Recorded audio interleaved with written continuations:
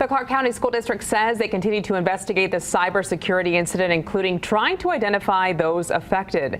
CCSD told Fox 5 today student email accounts are now restricted from sending or receiving emails or chats from anyone who does not have a CCSD email account. The district says this helps reduce the possibility of phishing and other cybersecurity threats initiated through email.